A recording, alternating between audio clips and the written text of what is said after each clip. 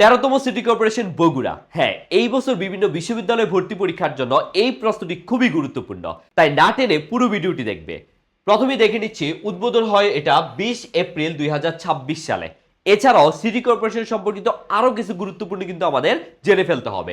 প্রথমেই দেখব, আয়তনে বৃহত্তম সিটি কর্পোরেশন গাজীপুর, আয়তনে ক্ষুদ্রতম সিটি কর্পোরেশন সিলেট, জনসংখ্যায় বৃহত্তম সিটি কর্পোরেশন ঢাকা উত্তর, এটা খুবই গুরুত্বপূর্ণ। তারপরে জনসংখ্যায় ক্ষুদ্রতম সিটি কর্পোরেশন বরিশাল, সিটি কর্পোরেশনের প্রধানের পদবি হচ্ছে মেয়র।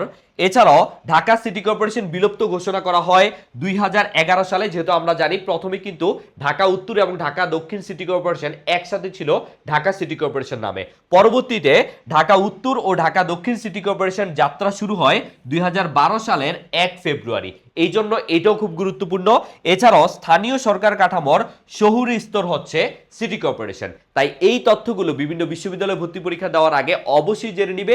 এছাড়াও যারা ঢাকা সেন্ট্রাল ইউনিভার্সিটি অথবা সেকেন্ড টাইম দেওয়ার প্ল্যান নিচ্ছ, তারা এখনই আমাদের কোর্সগুলোতে এনরোল করে ফেলতে পারো। আরো বিস্তারিত জেনে নাও আমাদের কমেন্টে দেওয়া লিঙ্কে।